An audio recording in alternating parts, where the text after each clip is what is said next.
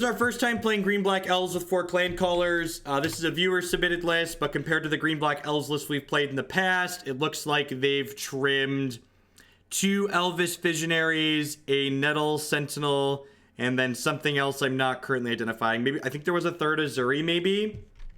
Is Elvish Clancaller good? Not a clue. We're going to play some games before. Unlike many Magic the Gathering professionals and semi-professionals, I like to play games and gather experience with things before I cast judgments. Strong judgments and opinions on them. So let's play some games together here and see how this feels. No, Green-Black Elves has never played Court of Calling.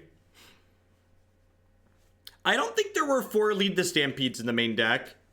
I thought the last Lead the Stampede was sideboarded last time we played it, but I could be wrong. I actually kind of wish we had a 4th Lead the Stampede in the board still. That's one thing I'm not a huge fan of. I really like Lead the Stampede in this archetype against the grindy decks. Card's very powerful. Sand's great. Turn 1, Palace Elf. Turn 2, this guy.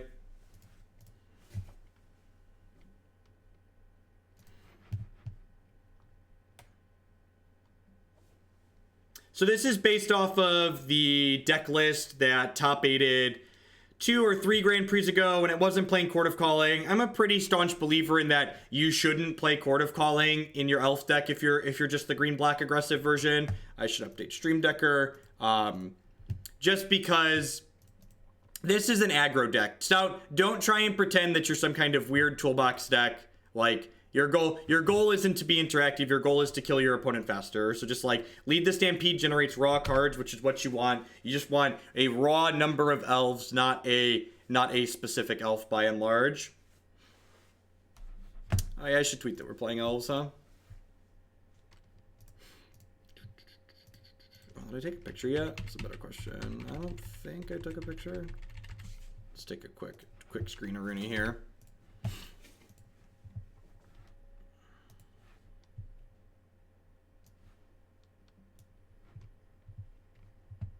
What does my Twitter look like? My Twitter is mostly deck lists. I usually post every time we change decks on stream.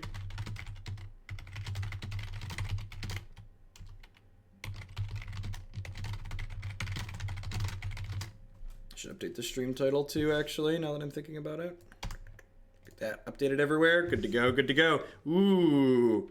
As far as good draws go, Collected Company is among the better ones. This is actually, so Tron player is not going to have Tron till turn 4 at a minimum here. So our hand's actually very good, especially considering we were on the play.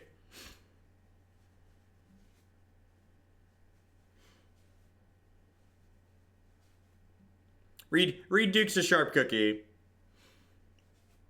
I feel like putting Court of Calling into the Elves deck means that you're kind of misidentifying what Elves is supposed to be doing.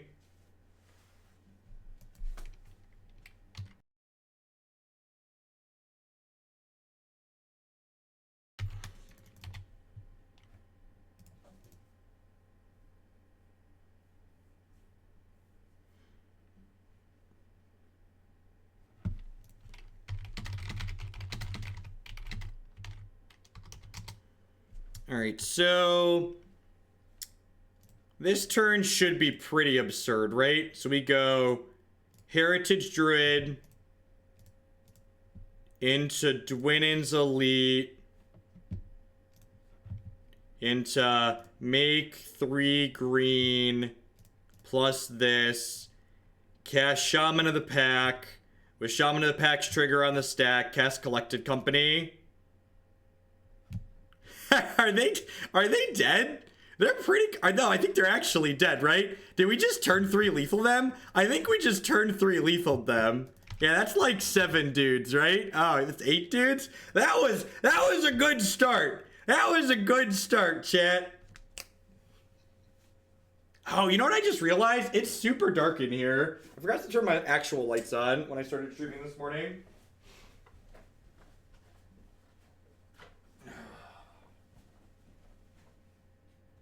Look at that. Like, I glanced at my picture. I was like, why do I look so dark? My studio lighting was off. That was a heck of a turn 3. That was a heck of a turn 3. All right, so Damping Sphere is great.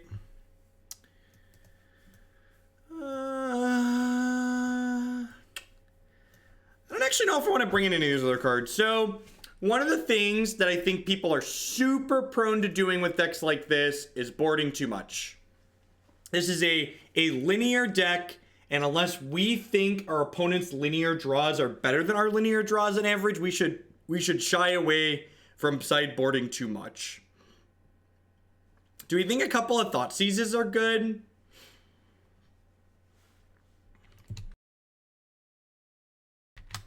I'm looking at these Visionaries as maybe not being good enough. Maybe these are a trim, and I could bring in 2 more pieces.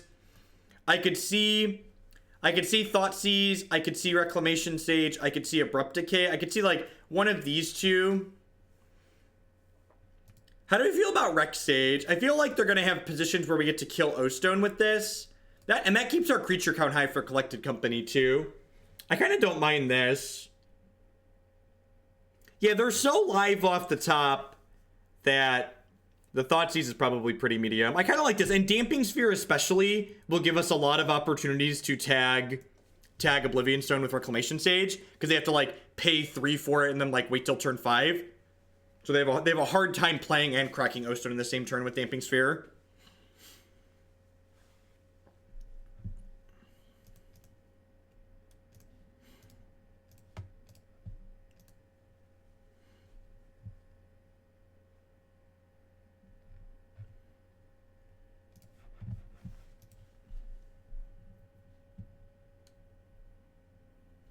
This hand is quite absurd yet again. We get to go elf into elf, elf, elf, or elf into elf, elf, wet ball. If they're set up to turn 3 Tron, obviously we'll turn 2 wet ball. But if they're not set up, like if they play like a Sanctum of Ugin or something silly next turn, we'll just go play all our elves out, obviously.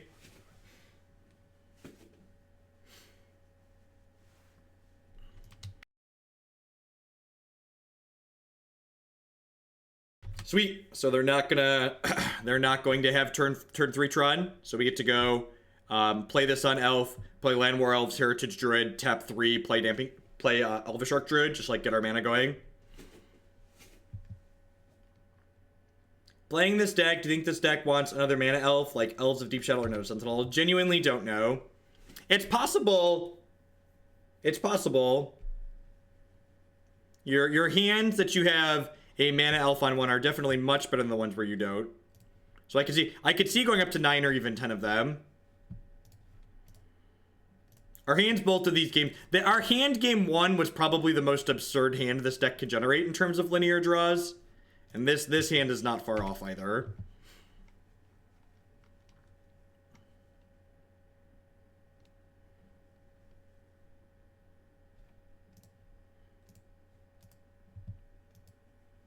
See if they have a way to kill this or not.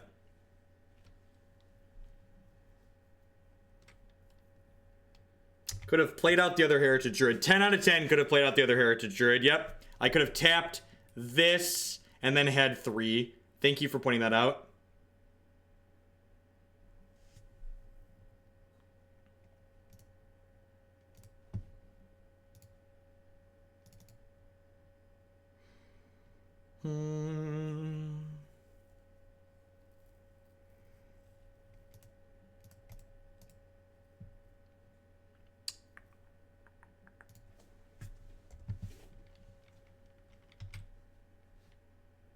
Yeah, I like Sage Sphere here as well.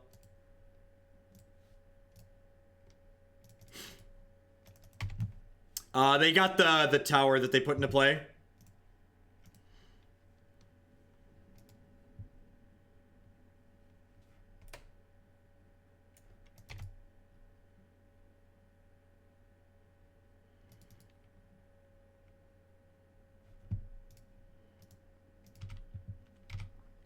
Attack, my tiny green people! Great, and then they're dead on board.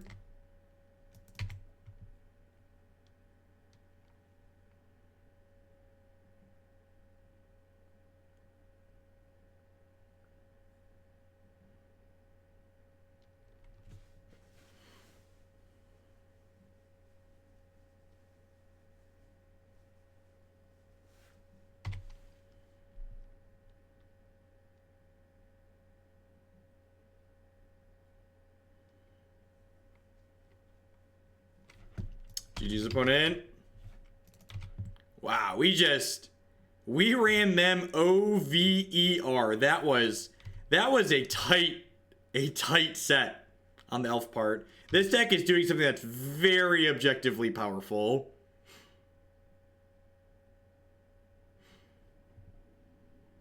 Yeah, right, no Clancaller necessary, definitely one of the extra slots.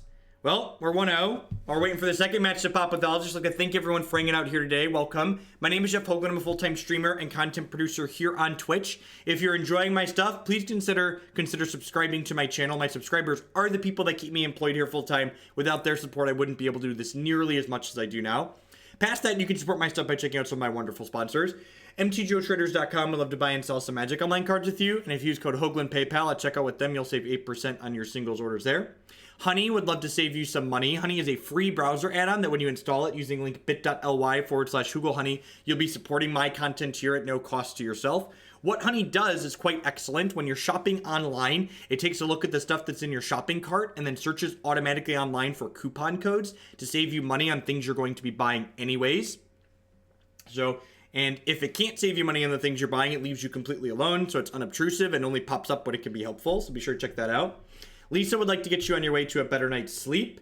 Christy and I have been sleeping with Lisa for the last 6 weeks now, and we truly enjoy it. Lisa creates foam mattresses. I don't think we'd ever go back to a traditional pillow top. You can check out links bit.ly/HoogleBidUS and bit.ly/HoogleBidCA to save $160 or more on your brand new Lisa mattress. And of course, we'd like to welcome everyone out there to Hoaglandia. Please talk to your friendly neighborhood moderator about receiving your complimentary timeout.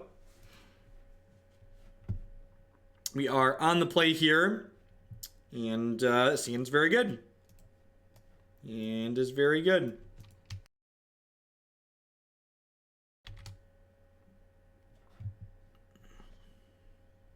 What's going on, Matt?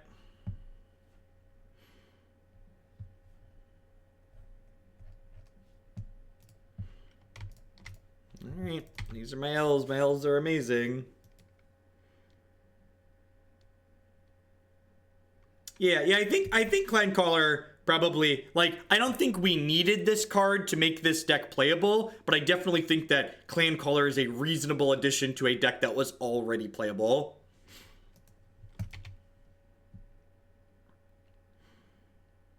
Ugh, more Tron. Gosh, we are so good at this, chat. Can we just talk about how good we are at this for half a second?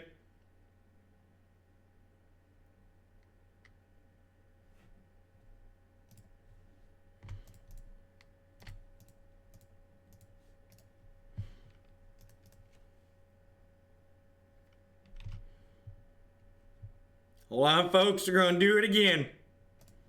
And then, like, next turn I get to play this Clancaller and just, like, have them dead on 4.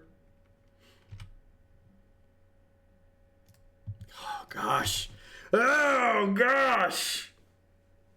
Chat, we're gonna do the thing. Sans all is dust here. We should be in a pretty absurd spot. Unless they have all is dust, they should be pretty dead here.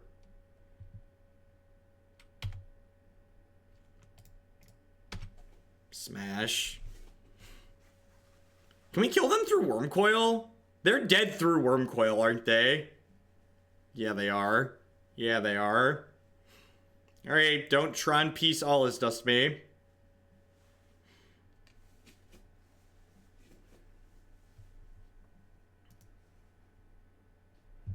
Alright, I'm pretty confident I like our plan from last time. Not only does this plan feel good, clean, easy, and easy out, but it keeps our creature count the same. You basically get to trim the Lead the Stampedes against any deck that's not trying to grind. Just gives you a very easy sideboard card to bring in other things. Yeah, the fact that Archdruid lets you go nuts with Clancaller is, like, really good.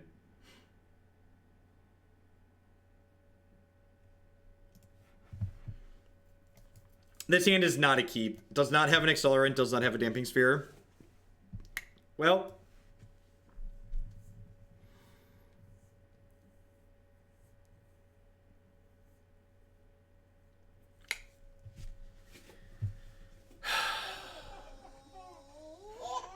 Duggernaut, thank you for the 713 subscription. I appreciate it. Welcome back. Yeah, I'm just gonna hope to draw some spells here.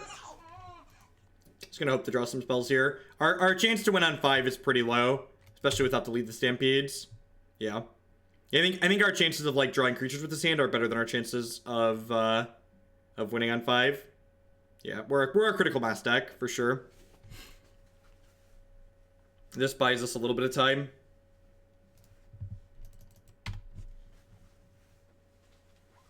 And that's one of the reasons why Lead the Stampede is so good in this deck. Because Elvish Champion is for any matchup where you expect your opponent to have forests. They're playing Eldrazi Tron. Okay. Okay. I'm going to concede to that, so it looks like we can't beat the Chalice. So, knowing that they're on Eldrazi Tron, do I want these Abrupt Decays? I guess I just have this Chalice, these Cavern of Souls.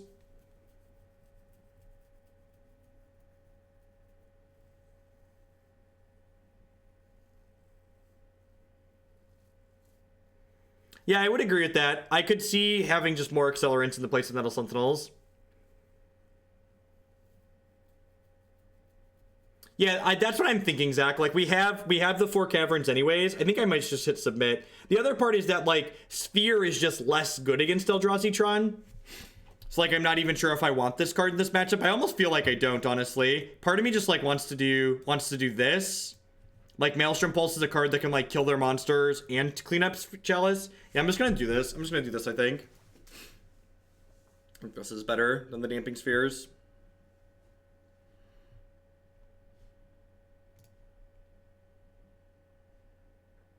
It's pretty good.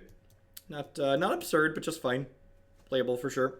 The fact that it has Cavern of Souls in the opener is a good leg up in this matchup.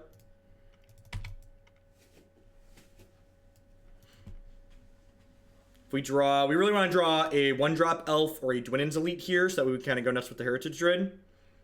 Even if we miss on that, we still get to go like Druid into Elvish Visionary, which is not bad, but would like a 1-drop elf or a Dwynen's Elite ideally. Perfect.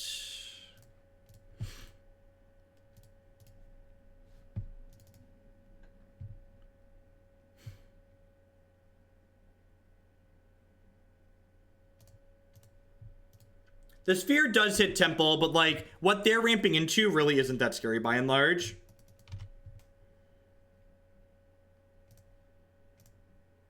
So, if this draws a 1-drop, we get to keep going. Because of Nettle Sentinel.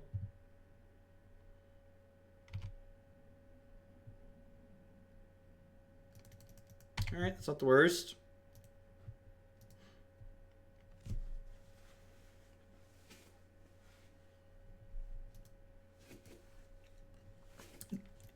The faithless looting is modern brainstorm comments, I think, are kind of silly because they ignore the fact that card selection is different from card advantage. Or card selection is different from cantripping. Yeah, I think I just go Shaman of the Pack into company here. Although we're playing an actual good deck to see if a possible change is good. I think I go Shaman into company. Yeah, Faithless looting it. Oh, I did lose it. Yeah, I did lose it. You're right. Hold on. Hold. And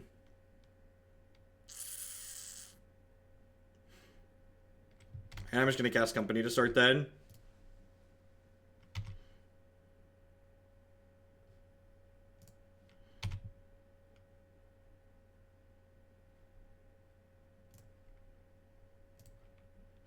It's possible I should have attacked first there, but if I hit Heritage Druid on the company, I didn't want to do that. Put those bits towards Hallowed Evolution. Do I have Hallowed Evolution in the queue?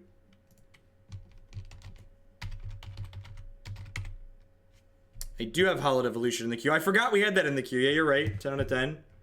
Will do.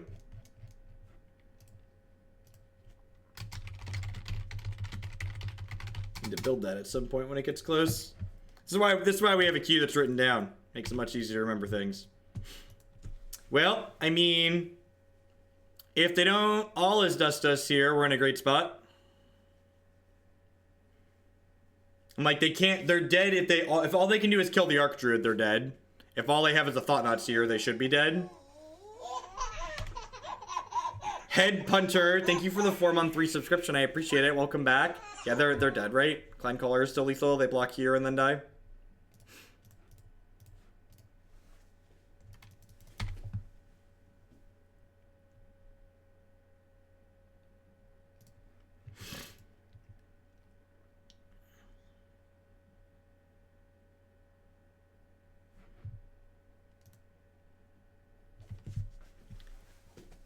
Because there's only a 1% transaction fee, Ross the Hannon, the goal is that Cardsphere isn't trying to be TCG Player or eBay. If your goal is selling things for cash, Cardsphere is probably not for you. The goal for Cardsphere is to turn your cards into other cards and make trading via the mail with people you don't know have a reputable middle person to enable that. The reason they give the option to cash things out is so the market won't self-collapse on itself. So that way, if you ever get into, like, you know, how Puka Trade basically imploded itself because there was no cash value associated with the points. So if your goal is to turn cards into cash, Cardsphere probably isn't for you. If that is your only goal.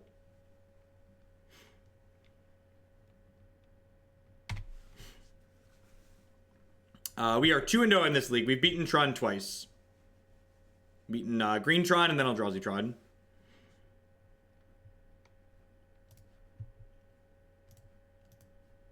Like, the idea of having like a decentralized trading thing where like everybody can just like exchange cards, like not have to worry about things getting damaged or like people screwing them over, that's great. Look at the deck list. Look at the deck list. I'm a big fan of making people do their own homework. So, like, look at the deck list. Look at the deck list and compare it to the one we played last time. Is he the one with the loud kids? Yep. Yep. You should tell her that everybody who has kids is the one with the loud kids.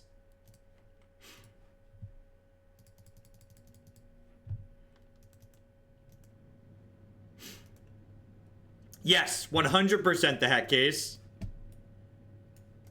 Resolves. Drop me a private message for sure, the hat case.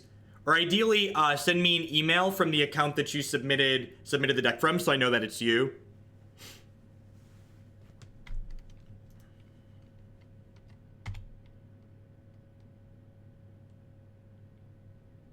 I don't know. I haven't played this deck a ton against Jeskai. I don't really like... I'm not a fan of speculating on matchups I don't have experience with. So I'm going to lead on Heritage Druid here, so that way they can't kill all my elves to put me off of Dwynen's Elite making a token. This does give my opponent the opportunity to kill my Heritage Druid before this resolves, but I think guaranteeing the token off Dwynen's Elite is more important than... or being more likely to get a token off of Dwynen's Elite is better than being more likely to generate mana with Heritage Druid.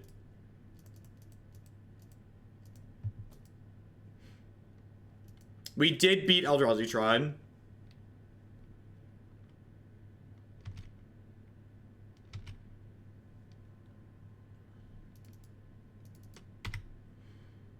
Okay, Spell Queller version. Got it. Cavern, not so good against Spell Queller.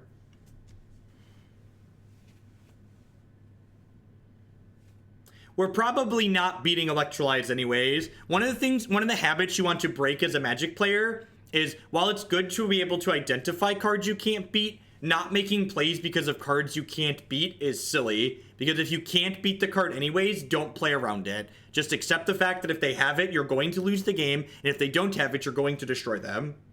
That's the best, most optimal way to approach situations like that.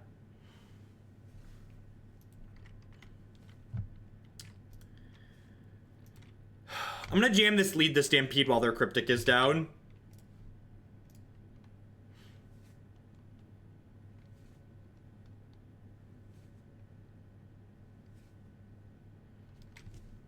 I don't really care about the Vorthos behind Magic.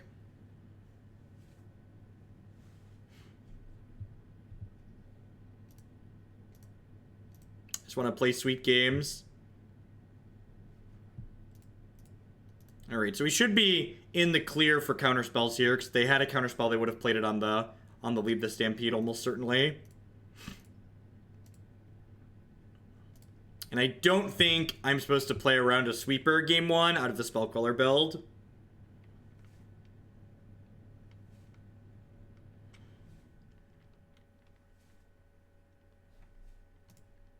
Every time you cast Lead the Stampede, you should just like look at the closest blue mage and be like, "Yo, dog, check out my card advantage."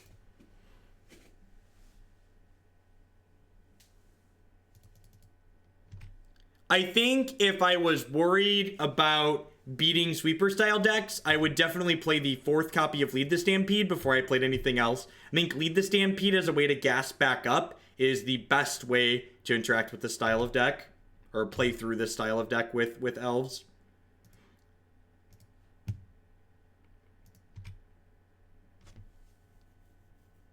I should attack into their 2-3. Why would I attack into the 2-3, Zoe? That doesn't seem particularly good for me.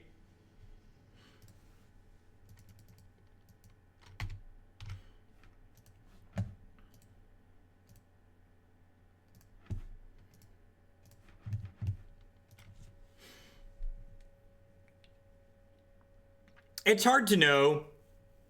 They could play Settle the Wreckage, like, again, like with these aggressive decks, a lot of times you're not going to be in a position to beat sweepers. You should just like don't plan to play around them.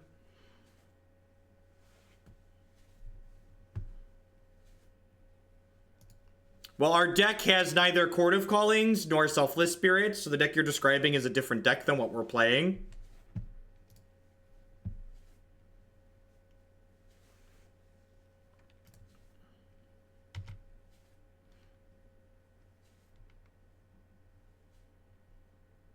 They had this in play. They had a Queller to block with. And our Nettle Sentinel was summoning sick.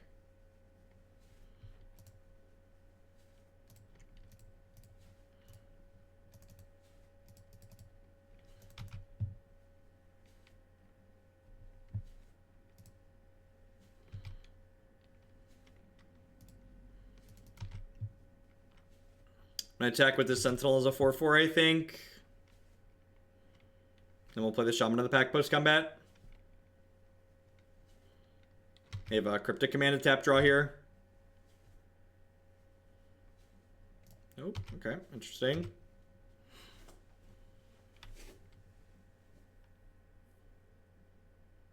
They have to kill both my lords in order to eat this Nettle Sentinel.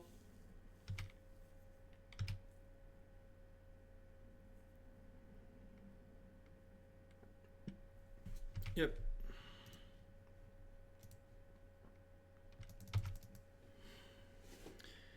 All right, that's dying.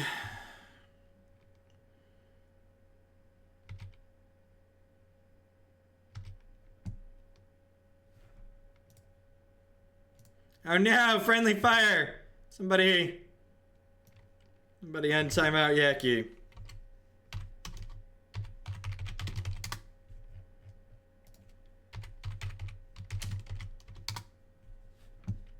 Sorry, Yaki. You're not the one I was going for.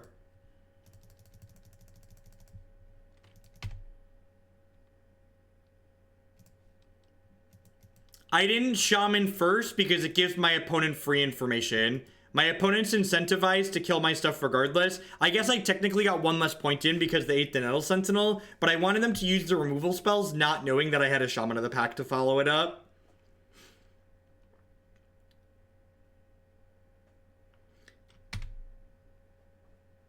And, like, if I put them on having 2 removal spells there, I probably just shouldn't attack.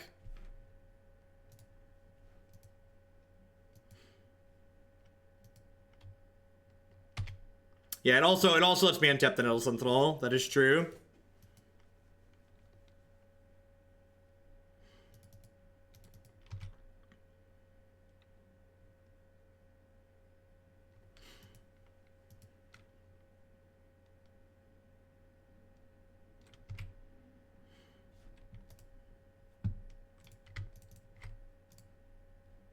Alright, well they messed up and did that during my main phase, so I can cast this untap this Nettle Sentinel and attack with the Nettle Sentinel, which is nice.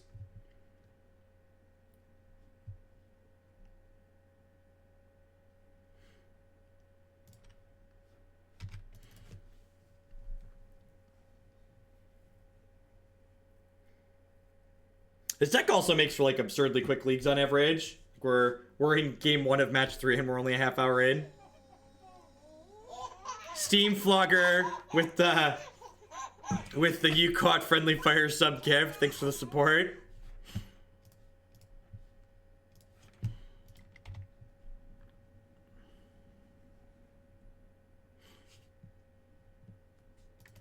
Okay, with Pendelhaven, we can actually attack in with the Llanowar Elves here, because we get to Pendelhaven whichever one they block.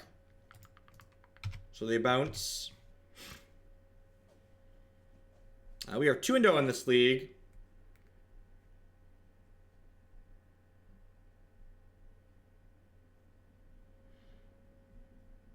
Wonder if this deck wants some Horizon Canopies in it.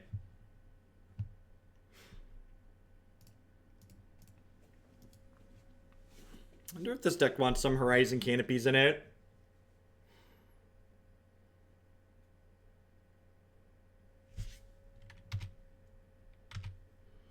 Yeah, I feel like a non-zero number of Horizon Canopies is probably fine in this archetype. Yeah, like how many... It's not completely free, but it's pretty close. We have 1, 2, 3, 4, 5. You probably want 3 to 4 basics in here. So at least one seems fine.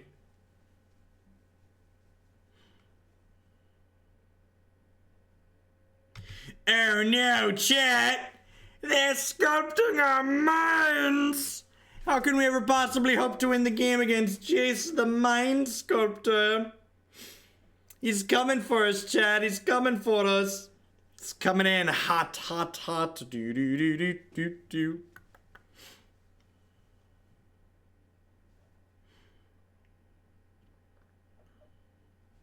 I think it's just too slow, Jekyll Girl. And again, like, if you want more grind against decks like what we're playing against, like, I do think not having...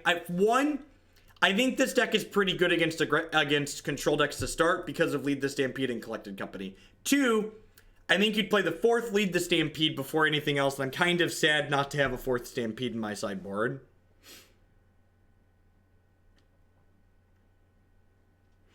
I actually like leaving a couple of Visionaries in. Although if you went up on mana creatures, like if you cut Nettle Sentinel, playing more 3-drops is probably fine. But I like having Visionaries in the deck with less mana creatures.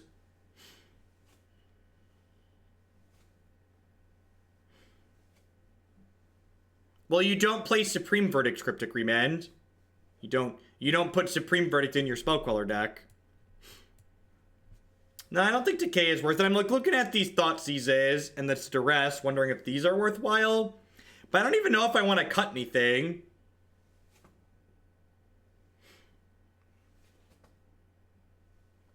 Like, do I want to dilute my game plan to bring in some discard?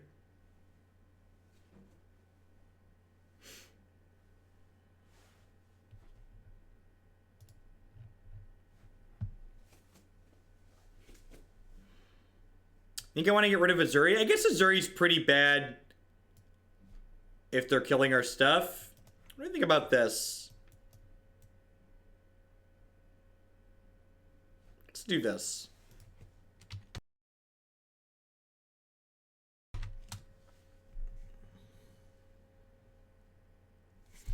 Seems pretty good.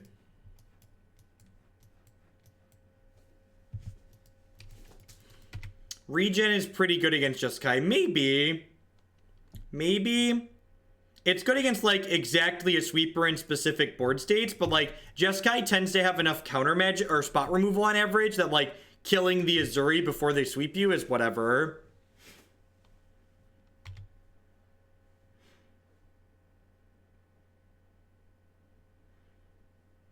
Champions for matchups where your opponent has Forest and you want to be unblockable. But I agree that Elvish Champion's probably overkill.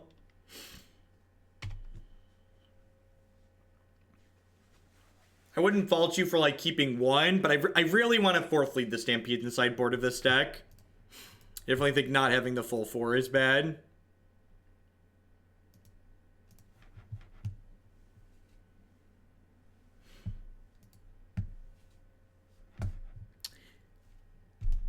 The window to type in, I'm just gonna show you. So, like, here's my monitor. Let's go on an adventure at Jeff's setup. Here's my center monitor with my screen on it. There's my OBS. Here on my third screen, up in the upper left-hand corner, is where the choose a creature type box has been created by Magic Online. Let's just drag this over to here for a second. All right, sorry. I just wanted to, like, share that moment with you all. And the funny part is, I don't think I've ever seen it pop up over there before. And, like, I've played decks that make this box pop up a bunch. I think I've played decks where that box pops up a ton on stream before, and it's never happened over there before.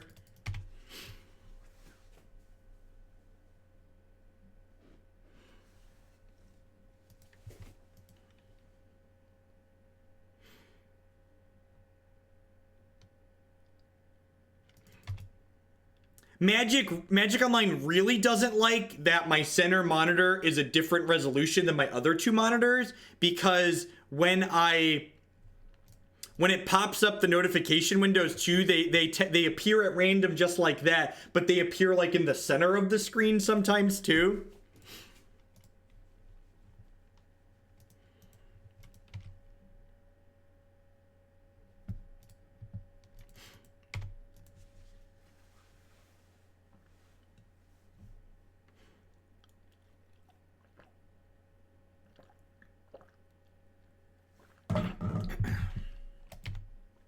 Moto interacts well with computer. They did. Speaking of impeccable Magic Online things, they did just play a blue lightning helix. All right, I'm gonna curl up into a little ball and cry when they electrolyze me here, but I think this is the correct sequence. Please play Elves at the Open. No, stop it. Oh, whew, whew. Just a Snapcaster. God bless.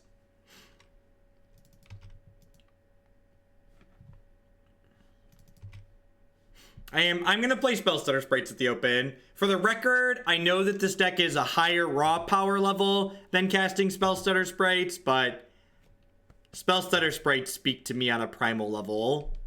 They make me happy, chat. And remember, at the end of the day, this is a game you should play for fun, so play the decks that make you happy.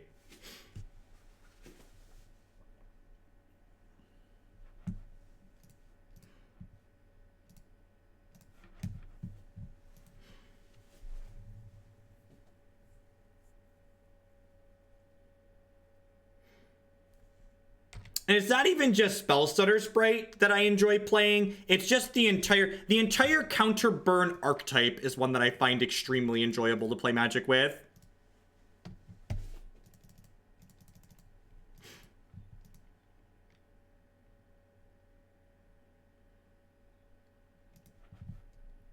Man, I've, like, almost timed out Cryptic Remand like 6 times today, so I'm just gonna time them out for their last message.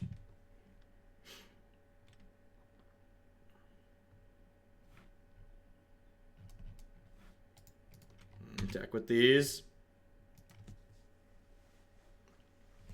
It's probably fine, Finley. It sounds like a different deck than what I'm playing, though. Like, that sounds like a more aggressive all-in burn style deck, which is not what I'm playing, really.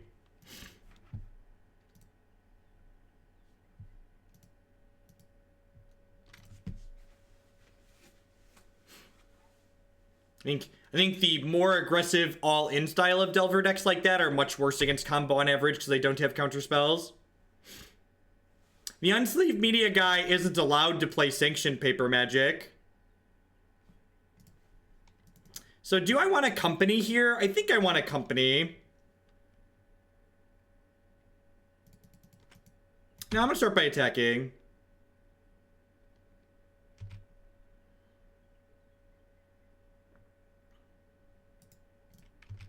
I'm gonna attack first, and I'm gonna jam the Shaman of the pack here.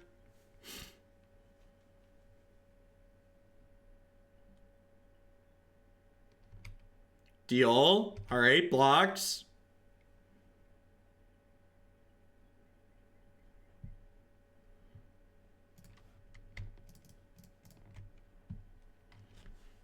Show me a lord.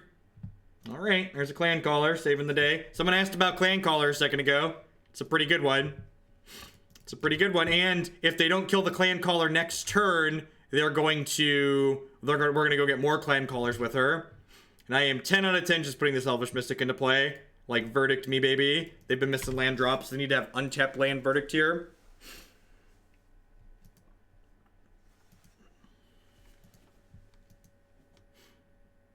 You can find all of my past lists on my YouTube channel.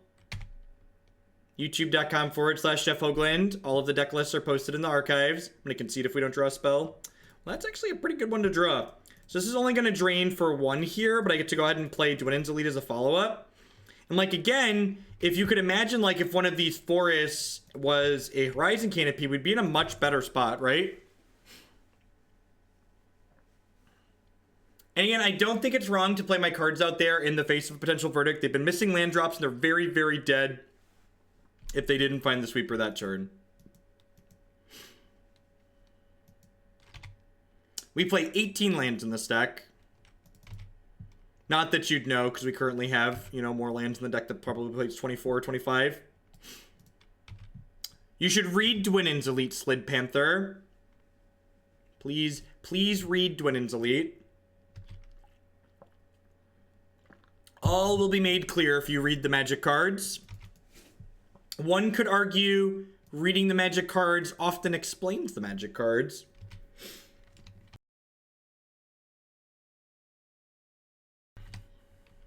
Yep.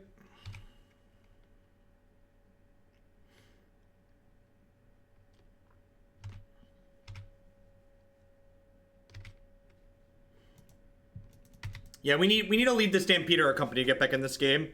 Honestly, I probably should have played this out, because if we draw Lead the Stampede, I'll want all of the mana. I think they're going to fire up Colonnade and just race us here. I think that's completely absurd, Skip Dash. Like, Nykthos. So, the reason I hate Nykthos in these decks, and this is why. Nykthos is a card that's only good when you have a big board. If you have a big board, you're winning the game with this deck. So why do you need Nykthos? Nykthos is like a textbook definition of a win more magic card.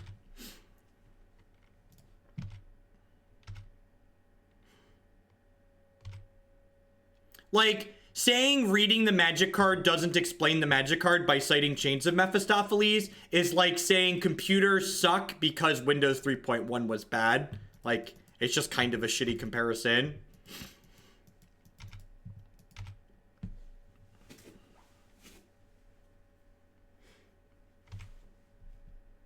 Opponent made a small mistake here. If they would have pathed in response to the Shaman trigger, they'd be 1 health higher right now.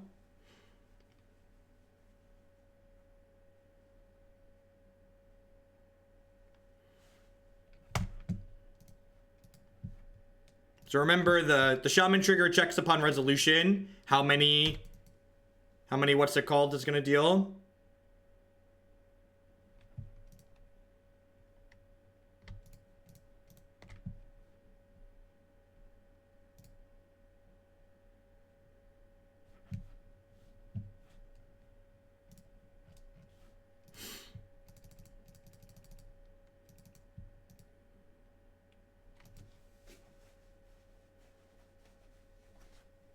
I have no idea, Steam Flogger, but people that want to post just obvious things that are a waste of space, let's just get them out of here. Ski-free snowman, that brings me back.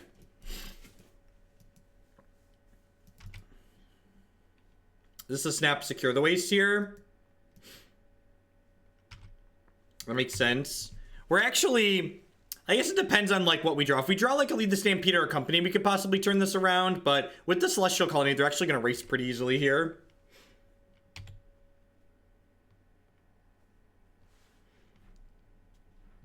Thank you for all the tidbits of info you give, Magic and otherwise. Thank you, D20 Bandit, for the biddies.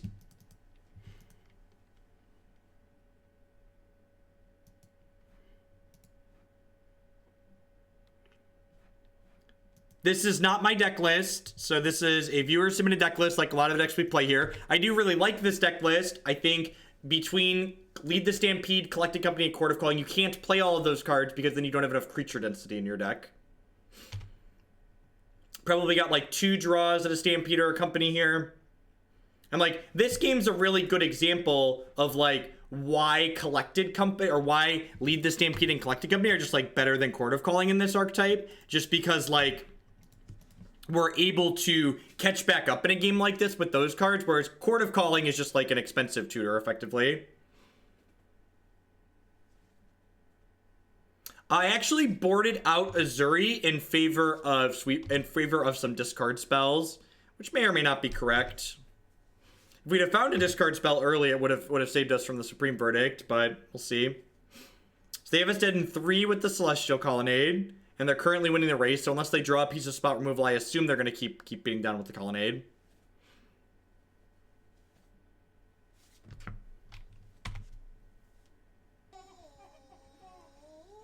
Steam Flogger with the sub gift to Stanley Polo. Thanks for buffering my sub points, I appreciate it.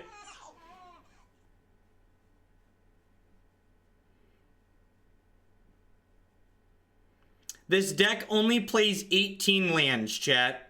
You want to be able to keep 1-landers with this deck.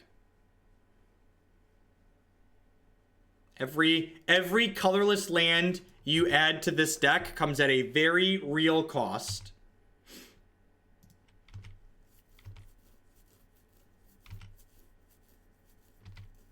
I think Shaper Sanctuary is worse than Lead the Stampede.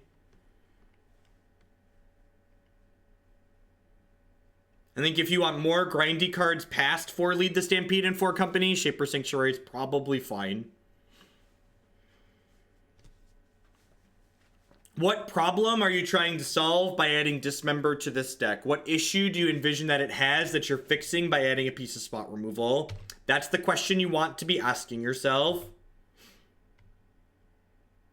What problem do we have, and how am I fixing it by making this change?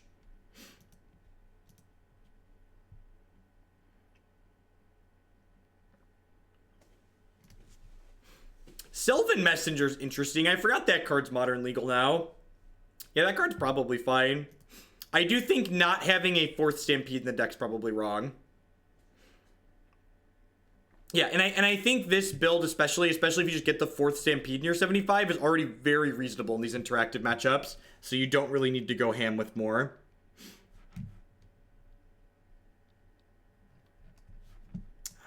This deck has a really good humans matchup in my experience. Our linear game plan is much, much better than theirs.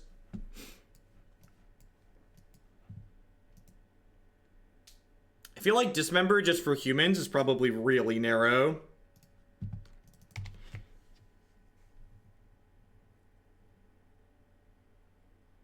Please enjoy one local phone call in 1997. Oh, payphones.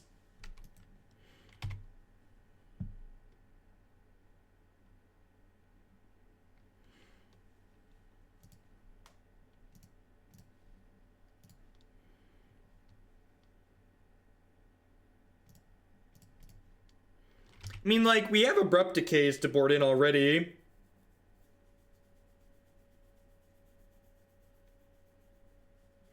I would not board in...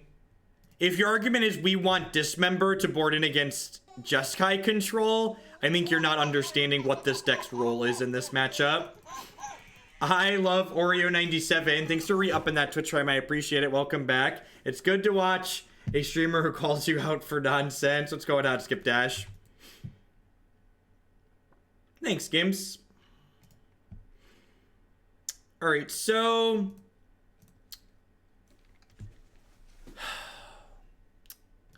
They're obviously representing Path to Exile here, but I think I still just want to play Elvish Archdruid, because I actually think this is worse than Clancaller here, since Clancaller can find more Clancallers if it lives.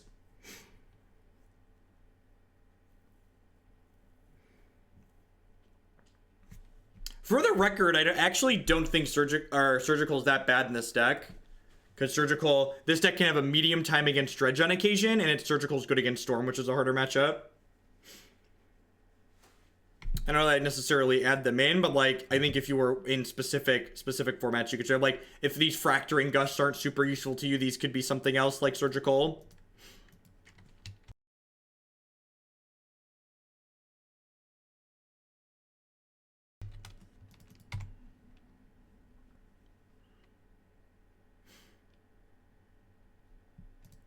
Cavern's a pretty good draw. So I'm actually going to go ahead and Pendelhaven here. And then I'm going to go Cavern of Souls, Clancaller. And then smash for 6. And then next turn we can play Shaman of the Pack and smash some more.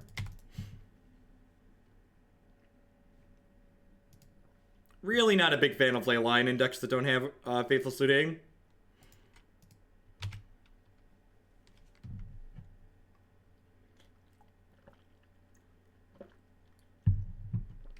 I feel like we have to be a pretty strong favorite, Zach, in most games where we see like 2 card advantage spells. And like with 4 companies and 4 Lead the Stampedes, I feel like we're going to see 2 more often than not.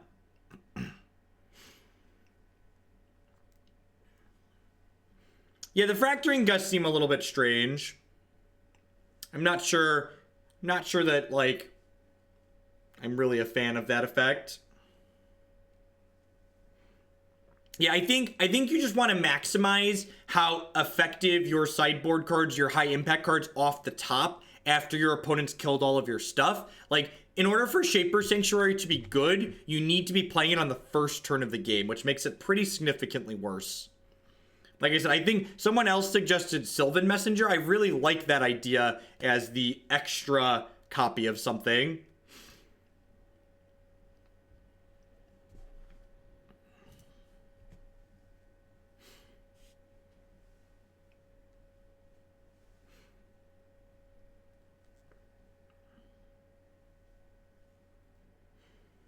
So I'm just going to lure it up again here, I think.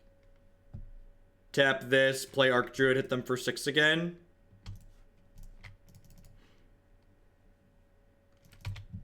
Yeah, but I mean, like, you can't company into Sylvan Messenger, you can't company into Lead the Stampede either, so it's pretty similar. And, like, you can Lead the Stampede into Sylvan Messenger, which is kind of hot. Like, Lead the Stampede into another pseudo Lead the Stampede is kind of absurd.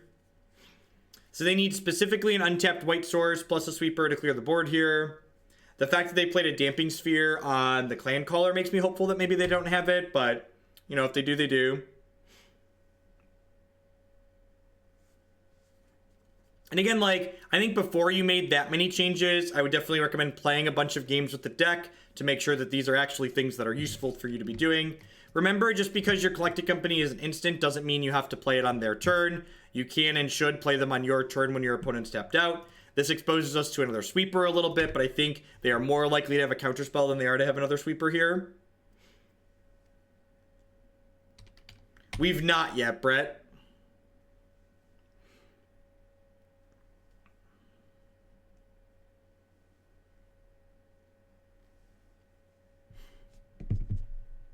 Well, that's pretty good. So I'm going to go ahead and pump this and then play another Clancaller here. Am I?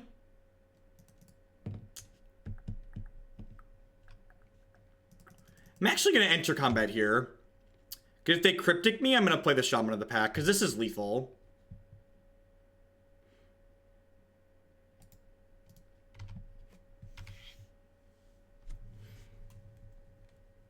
Snapcaster Mage. Okay. So they get to Helix, my Clancaller. I guess this makes not playing my other Clancaller worse. Maybe I should drain them pre-combat. Yeah, I should have drained them pre-combat.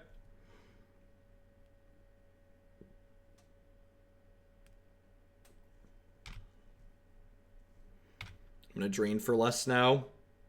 Yeah, that's just pretty bad. I also should have waited on the Pendelhaven. I, like, started making a line and then, like, changed what I was doing partway through. Howdy, brew. Well, I mean, I have the Cavern of Souls, which makes Cryptic, like, whatever. Like, they can't counter my stuff anyways with Cryptic. Yeah, I agree that it was a tough spot, but I think I ended up making the wrong decision in the tough spot. Because I had the Cavern of Souls. If I didn't have the Cavern of Souls, I like my sequencing there, but I think the fact that I had the Cavern of Souls makes my sequencing pretty suspect.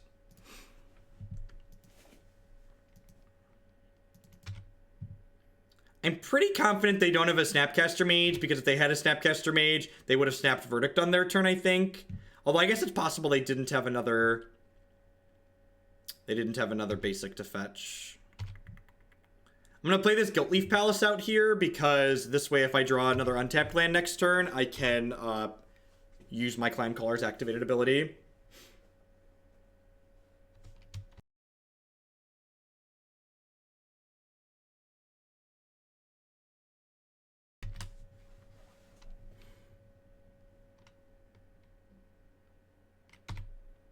And again, like, this is a game where we've only had one company in, you know, however many cards we've cast here.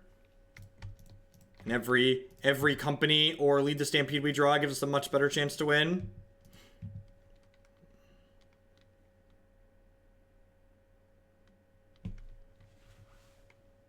We've drawn a lot of Shamans, though, which is great. And if could you imagine if I would have... I technically missed a point with my last Shaman because of my sequencing. So, like, if I would have sequenced a little bit better, they'd be one lower. And, like, every point really matters in these games. Opponent concedes. Yep. All right. Easy 3. Oh, that last one wasn't easy. We had an easy 2-0 with Elves, and we had a hard-fought victory there for the third. I am full-time tech line. I've been streaming full-time since March or so. I started ramping up my schedule at the end of last year, and then originally I was doing like 10 to 20 hours a week, and then I started doing 20 to 30 when we hired a sitter and then started making more money, and then I now have enough subscriber points that I can justify doing this full-time as a job. And the kids are in daycare now. Because for a long time, I just did this as a part-time job, like, with the kids in the background, or, like, when Christy was home in the evening with the kids.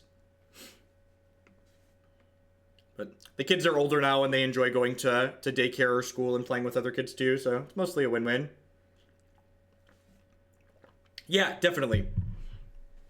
Jund is the style of matchup where you want all your grindy elements. So I really kind of like a lot of the details in this archetype. It's really pretty trim. I think something I would test if I was working on elves is I would try playing less. I would try cutting the Nettle Sentinels for Elves of the Deep Shadow, the elves that tap for black mana.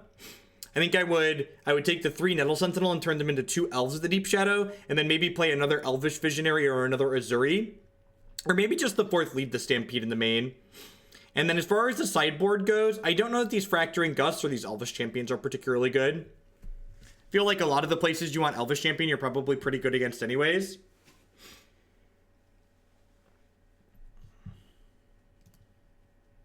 I would also consider playing 1 to 2 copies of Horizon Canopy. I think I would play a minimum of 1 Horizon Canopy over the 5th Basic Forest. But I think there's a chance that you want at least 4 basics in this deck. Not for Blood Moon, but for Path to Exile and Field of Rune purposes. Yeah, Gust is very good against Affinity, but like this archetype has a lot of play in those matchups. Like you can just outlinear them.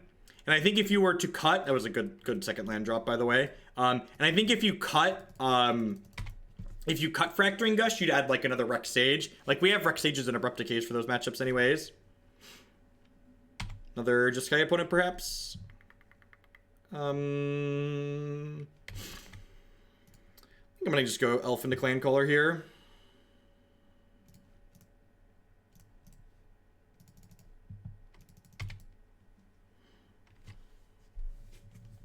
We've got double Stampede Collected Company, which should be pretty good against a Jeskai or blue-red opponent.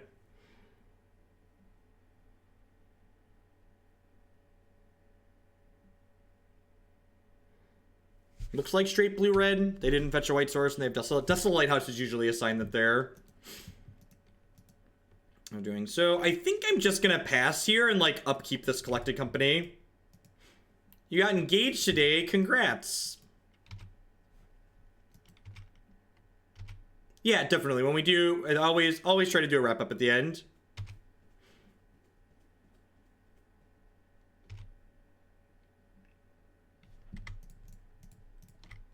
So I'm doing this now because I don't want my opponent to have a chance to play a 4th land and be able to cast Cryptic Command. I do know they can obviously mana leak me or remand me here. The sequencing here is important because you'll notice I chose to do this during my opponent's upkeep and not during my end of turn. The reason why I chose to do it during their upkeep is because the only counterspell they couldn't cast on my end of turn that they could cast during their upkeep was Logic Knot. And this way, if my opponent wanted to cast a counterspell on my Collected Company, they were required to do it on their turn. So now these 2 lands are tapped on their turn, whereas if I would have Collected Company on my turn and they remanded me, they'd have those lands untapped now. So by sequencing my Collected Company in the way that I did, I made my opponent have 2 less mana on this turn cycle. So I made their turn less mana efficient while still being mana efficient with my own by using all 4 of my mana sources here. I'm just going to lead the Stampede. Probably see 5 lands and be very tilted. Sweet. This deck is so great. Yeah, and the upkeep is part of the reason. Cryptic Command is part of the reason to do it during the upkeep, for sure. Look at all these toys. Look at all these toys, chat.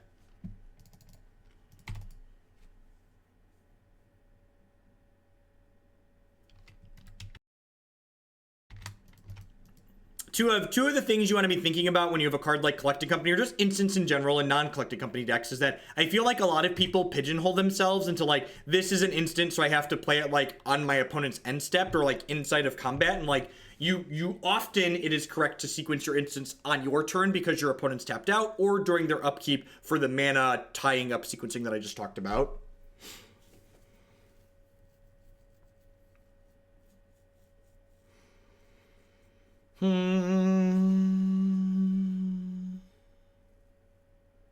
What do I want to do?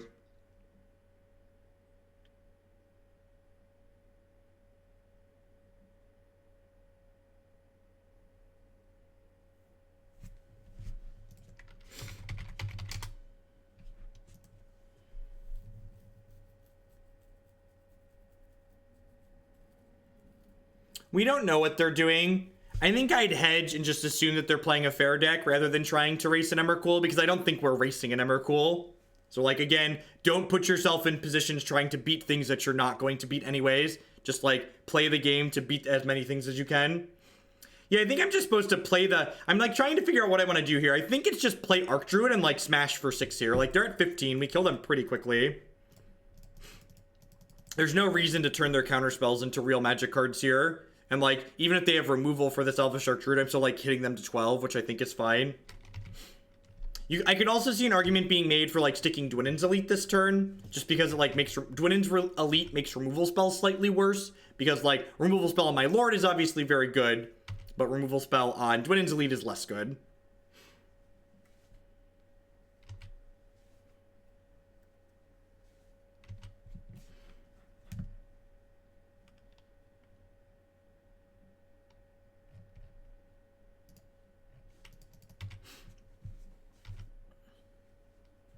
Of course you can get your complimentary timeout. I got you.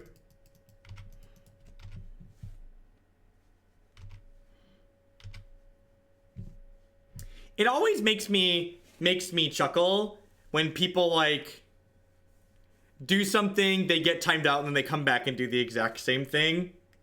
That's, you know, get out of here. All right.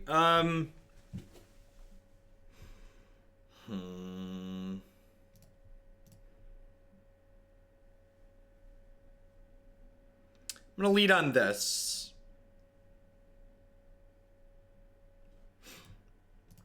I'm going to play Dwynen's Elite.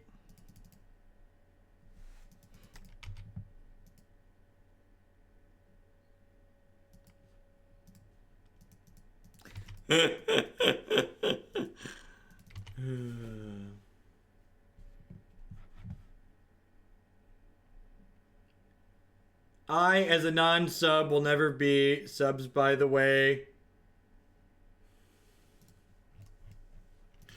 All right, let's go ahead and attack for 2 here. And again, these matches, these control matchups with this deck are definitely a mixture of striking a balance between applying enough pressure and being able to keep enough back should they have a sweeper. And there's definitely games of Magic where you cannot afford to beat a sweeper, but this is not one of those games. This is a game where we have enough going on that I can still be applying pressure while simultaneously holding enough cards back in my hand to beat an Anger of the Gods or a Sweltering Suns or whatever they might have.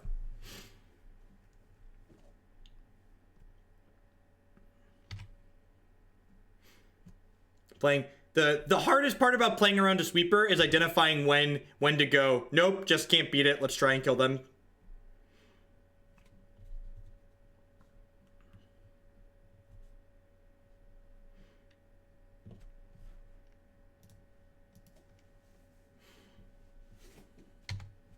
They are killing all my mana creatures. That's weird.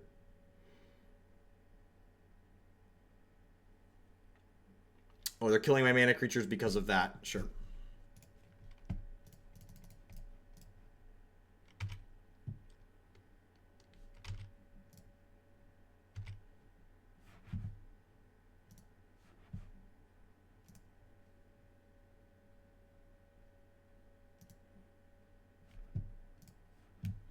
I'm putting them on no sweeper here. I feel like the way they've played this game says no sweeper. Oh, I messed up. Why didn't I tap the Nettle Sentinel? I didn't tap the Nettle Sentinel because I messed up. I actually just missed lethal there. Totally, 100% just missed lethal. Deserved to lose this game. Nettle Sentinel untaps. This should have attacked. Missed lethal. I'm aware that lethal was missed. Zal JP, thank you very much for the brand new Twitch Prime support. I appreciate it. Welcome, welcome, welcome. Anger me, baby. I deserve it.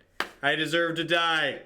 I deserve to die. Yay! No justice. No justice. No justice. Hooray! All right. Rex Sage is absurd here. Rex Sage is absurd. I think I might want these. I'm going to trim these Elvish Visionaries. I think Ezuri's actually better in this matchup than he is against Jeskai because straight blue-red tends to lack having quite as many spot removal effects. So what do I want to trim here to make these discard spells fit into my deck?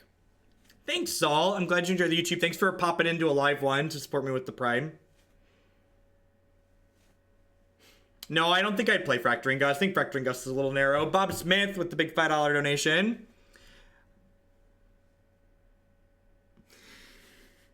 Look at that. My favorite is when people send me money and then have an obnoxious donation message. That's why I don't have the message appear on the screen. Thanks for the $5. Goodbye.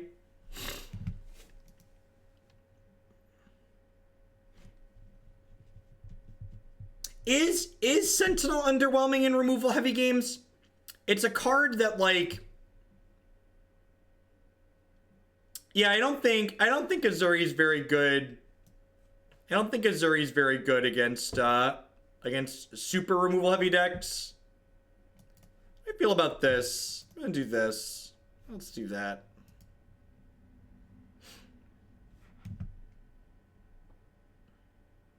Yeah, definitely LMR. Does having high chat numbers regardless of subs benefit you? No, not really. You don't really get anything beneficial. Like, having higher concurrent viewer numbers on average is helpful for acquiring more advertisers, but like the number of people talking in chat doesn't give any benefit. I think that's pretty narrow though, Endless. Also, like, I think there's definitely a strong argument to be made that, like, Fracturing Gust is kind of mediocre against KCI. Like, a lot of the time when you want to Fracturing Gust KCI, they're already winning the game.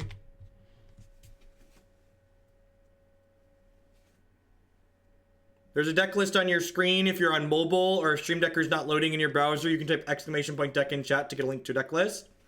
How does a bed company decide they want to advertise on your stream? I have an advertising company that I work with to find and help procure advertisers, the Zigs.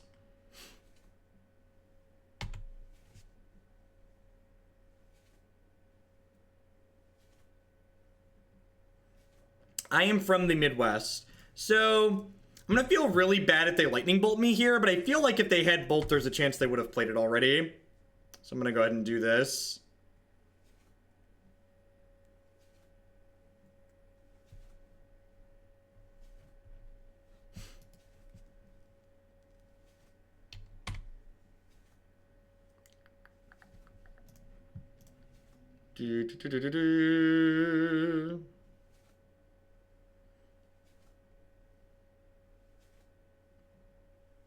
Oh, am I getting counterspelled?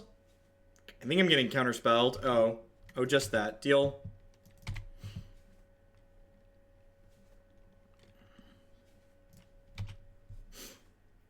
That hurts, but it's not the end of the world. Unless they have a combo hiding in their deck somewhere, we're going to be in a pretty okay spot.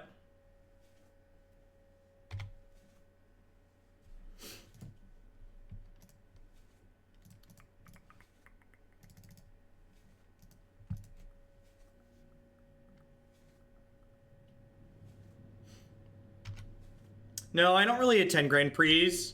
I don't play that many paper Magic events in general. The only paper events I plan to be at for the remainder of the year are the Open in Indianapolis at the end of the month, Gen Con in Indianapolis at the beginning of next month, and then the Team Open in Las Vegas in November.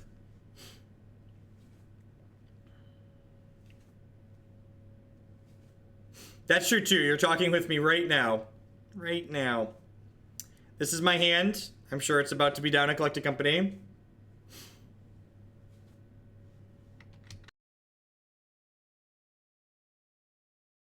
If I were to qualify for the Invitational, would I go to that? I might consider putting a donation goal on stream to get me to the Invitational, but I don't think I'd pay for that out of my own pocket. It's pretty expensive to get to Roanoke.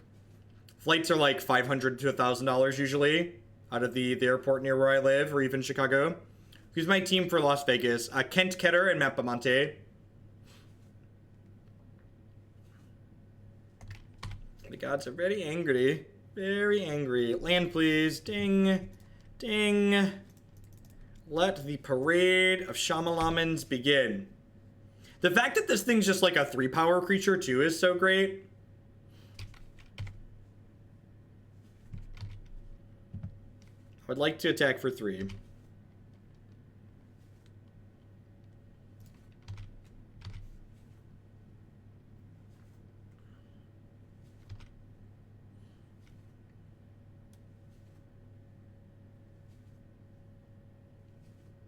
Provided you count Tron and Pods that have control decks.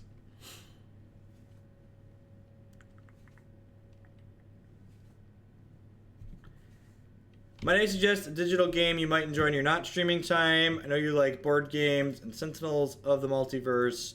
I think I've ever heard of that one. What type of game is that? Although, to be honest, I spend so much time streaming now that, like, when I'm not on the computer, I really don't look for extra things to do on the computer. Which is why things like Pokemon Go and Hearthstone have been more appealing to me in terms of games, because I can play them on my tablet off my desktop. Because, like, even with the standing desk, like, I'm using the computer, like, 10 hours a day or so. Because remember, when if I stream for 6 hours, I work for over 7 hours that day. If I stream for 8 hours, I work for closer to 10. That's pretty brutal. They're slogging through here.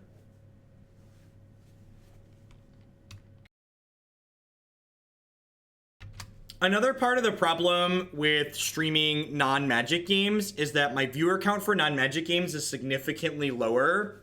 And it's definitely easier to bring in outside advertisers when my average concurrent viewer count is higher rather than lower. So that's one of the reasons I've been shying away from streaming other things as well.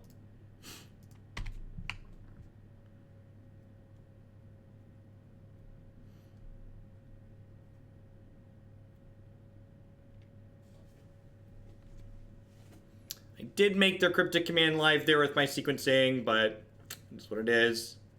think we're just not going to quite have enough velocity to get through this game. Both being on the draw and stumbling a little bit in the beginning was too much to overcome. Well, I guess they're not killing us anytime soon, so we still got time to draw out of it.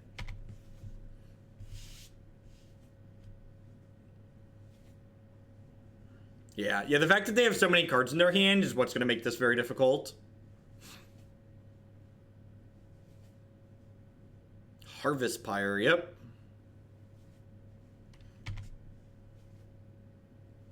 Grawl Land Loss.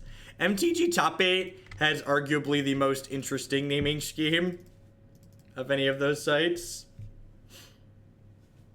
Yeah, I'm definitely not conceding. Like, we definitely don't know enough about their deck. I feel like we've seen enough cards that I can kind of imply that they're not playing a combo, but we don't know that for sure.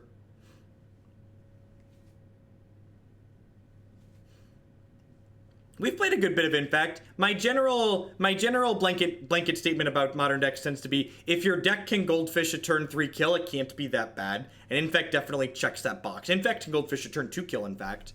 Deck is very, very powerful with its linear draws.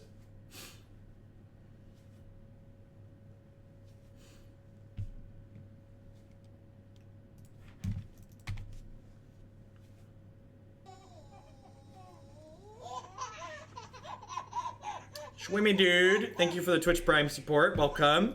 There's a lot of great people making a lot of great stuff on Twitch right now. Thanks for supporting mine. How do you judge if an interactive deck is good enough or not then? Hot take, most of the interactive decks aren't good enough in Modern. That's part of the reason why I wouldn't play something like Jeskai Control or Green Black at a tournament.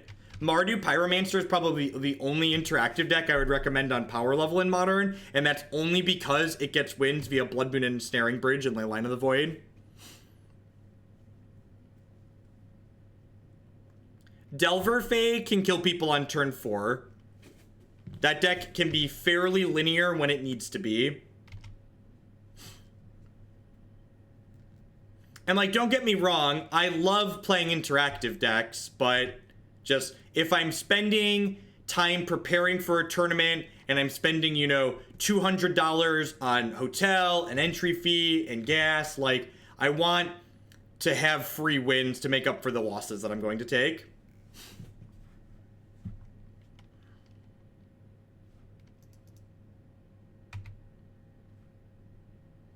Legitimate sitcom, just do a Google search. MTG Game Encyclopedia usually has a lot of good definitions on it.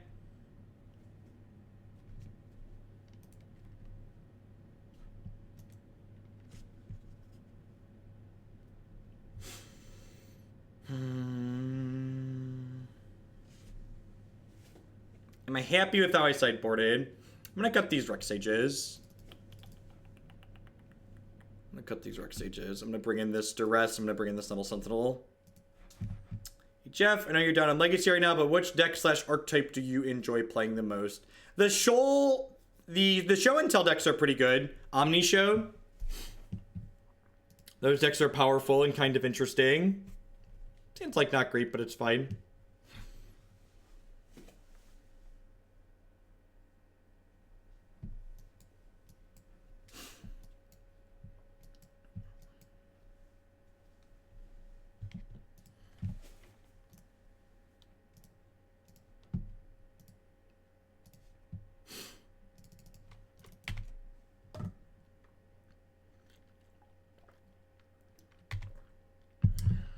Third land is not bad there. I would have preferred to draw a 2-drop this turn or a 1-drop and then draw a third land the following turn, but guaranteeing a third land drop is not the worst here.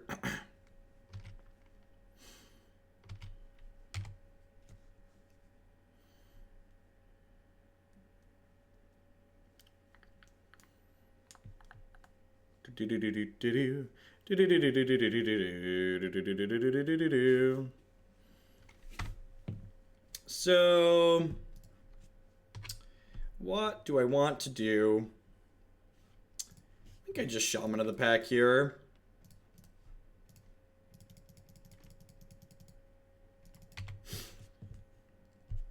How close to being played is the next iteration of Blue-Red Spellstutter Sprites? I don't think it's actually formally in the queue at the moment. I'll probably sneak it in at least once more this week. Probably tomorrow or Friday. Probably Friday. I want to try and get through as many donation decks as possible. My goal is to open the queue back up this weekend, hopefully, I think. Ooh, missing a land drop is good for us.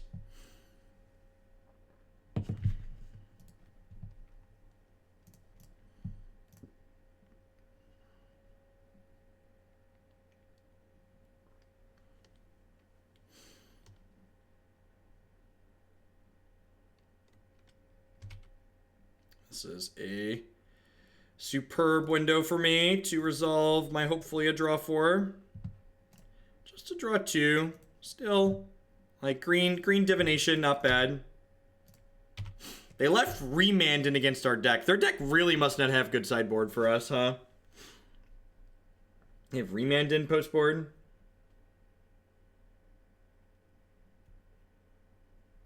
You are always welcome to cheer or donate any amount of bits towards Dealer's Choice, Jake the Manic.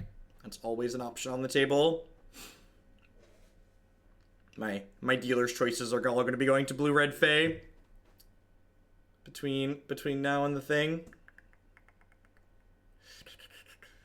So let's start with this.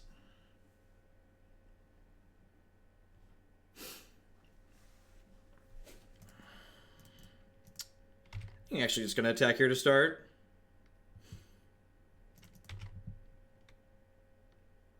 I'm a bit congested. I had a cold last week. I'm not sure if it's a hangover for that or if I've developed some type of spring allergies.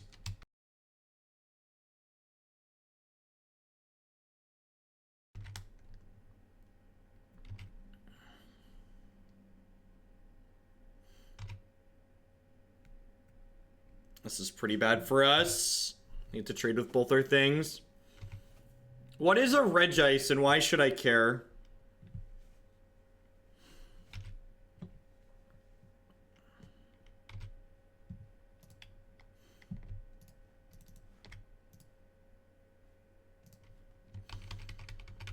Gosh, do I even want to play into this bolt here? I think I do. I feel like I'm obligated to. I don't want to play the Elvish Archdruid out because they gave their bolt flashback, but I think I just go Dwynen's Elite here to apply pressure. It puts 5 power into play.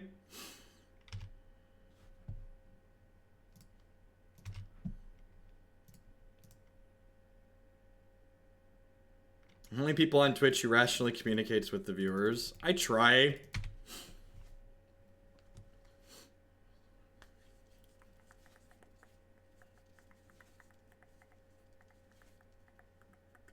Okay. That's a tapped land. This kind of sucks. That had been an untapped land. This would have been okay. I think I'm going to smush here.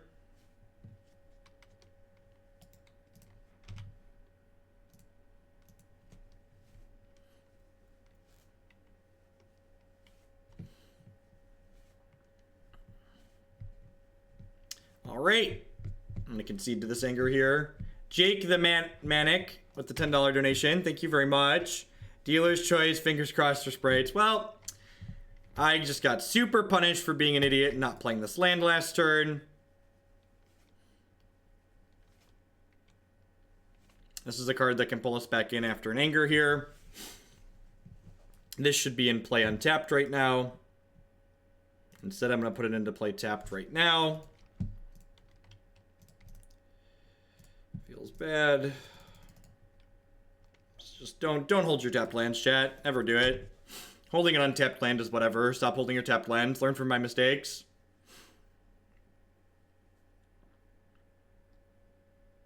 Yeah, I feel like if Pokemon Go had released with the features that it got this summer, it would have been so absurdly popular and would have had more longevity and retained more players.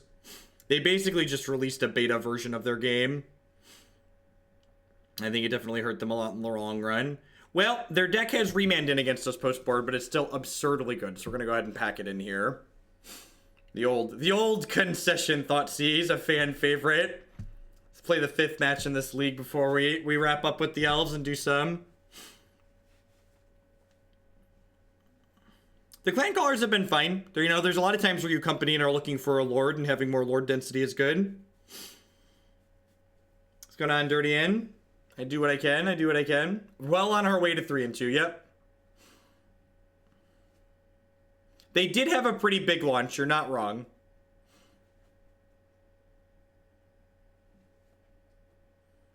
They did have a pretty big launch.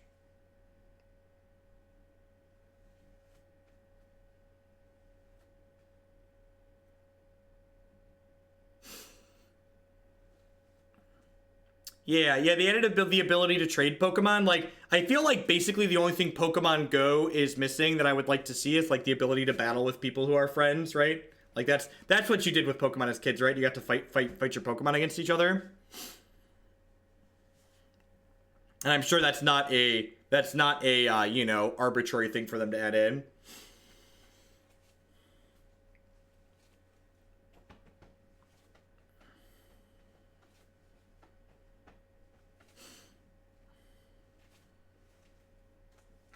The Elf Lord is fine, chat. I feel like every time a new card like this gets printed into Modern, like the Damping Spheres and the Alpine Moons and the Clancallers, people, like, want to hear, like, the format's been cracked in half, this deck is busted, and everybody must play it. Nope, it's just, like, a fine addition to a deck that was already fine. It's really not that big of a deal.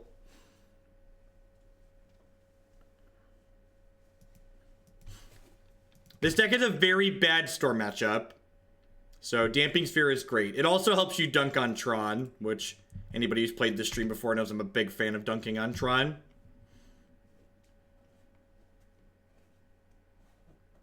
Looking for a list that I approve of. For an archetype like that that's already, like, kind of proven, I take that for just a normal donation deck, Sledge 44 Hammer, because there's a lot of information for me to work off of.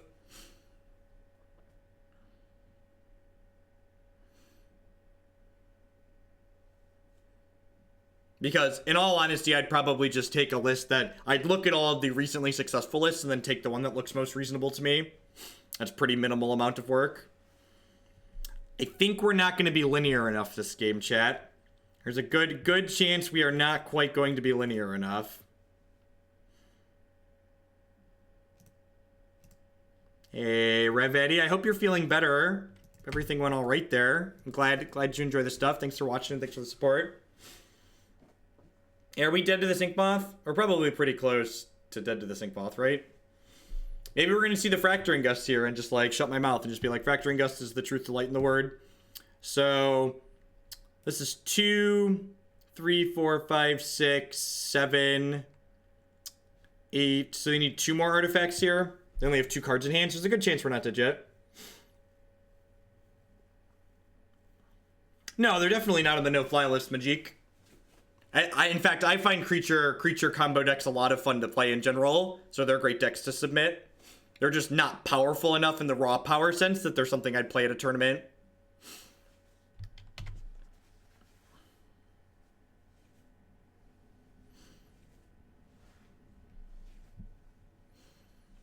All right, so I'm going to start on Lead the Stampede here, looking for Heritage Druid.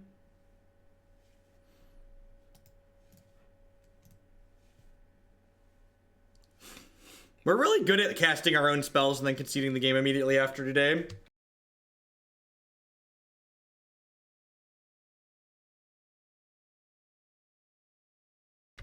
This is a matchup where we want all of these. I'm going to board out the Lead the Stampedes. They're pretty slow and clunky. Board out Visionary for the same reason. Need one more cut here.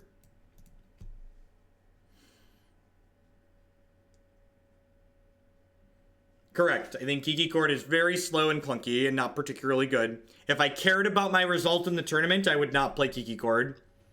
If it was just a local tournament, that's whatever, and I was just looking to play Magic to have fun, Kiki Court's a great deck to have a good time with. Board down a Clancaller? Yeah, that's probably not unreasonable. I am not planning to play Fairies again today. I do plan to play Fairies probably every day next week because the tournament's next weekend. And I plan to sneak it in at least once more this week, but it won't be every day this week. Need to still have a donation queue that pays the bills. I think Pulse is too slow. In my experience, the Blue Moon decks are really kind of clunky in general, Twizzle. The only combo Blue Moon deck I'm a fan of is the Possibility Storm one we played on stream. Other than that, I'd rather just play a fair blue-red deck.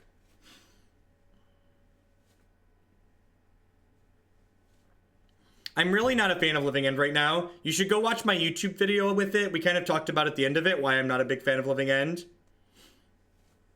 Had some pretty specific feedback on the archetype at the end of the last time we played it.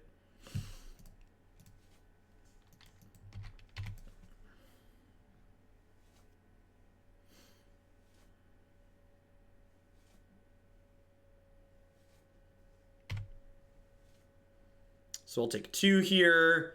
We'll see what their payoff is. If we don't get something like Whip Flared, we could be pretty okay this game. These Abrupt Decays let us tag things like Steel Overseers and Cranial Platings nicely. I think if you enjoy playing Value Town, it's a fine deck to register. I think if you're not someone who really enjoys playing it, the deck is kind of weak and not really worthwhile. It's basically my answer for most Modern decks. Most Modern decks are fine. They all have some bad matchups. They all have some good matchups. If you truly enjoy playing it, you should pick it up and play it.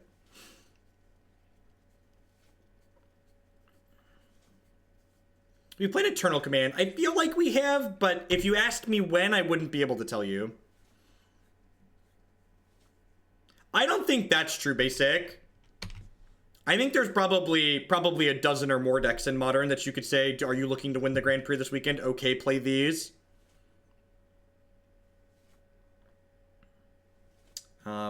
If I could Decay the Pest, I would. I did not have the option to Decay the Pest last turn. So let's play this out. Did I miss a free block here? No, it wasn't free because it had 3 power. So I can Decay this, obviously. And then how many blockers do I want to leave back? Probably a couple.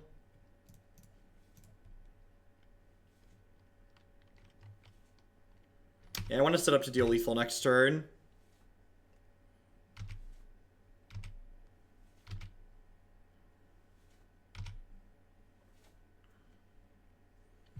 Basic, I think that's silly. Like you're basing your statement based purely on feelings. I'm not going to argue with you because I don't have the data. I'm just saying you don't have the data either, so like just stop lying. Like it's okay to just be like, look, we probably don't have enough information for this. Because we don't. That's the answer is we don't. We don't have enough information. All right, we finished 3 and 2. Thoughts on the deck. I think not having 4 lead, and we talked about this a few times during this league, but I'm just going to kind of summarize for people that are new, or people that are just joining us now, or people that are going to watch this later on YouTube for just a summary part. I think not having 4 Lead the Stampede in the deck is absurd. I think that's one of your better cards in the interactive matchups, and it's definitely one I want 4 copies of.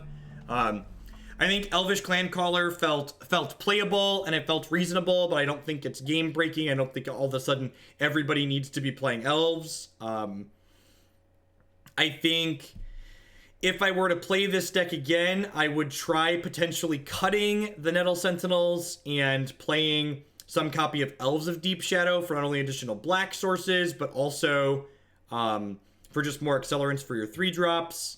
I would play at least 1 Horizon Canopy, potentially 2. The sideboard, I think these Fracturing Gust and these Elvish Champions are potentially nonsense. And one of these, I would definitely make the 4th Lead the Stampede. If I expected a lot of really grindy decks in the format, I would possibly play some Sylvan Messenger as well as like additional Lead the Stampede style effects. That's my wrap up on that.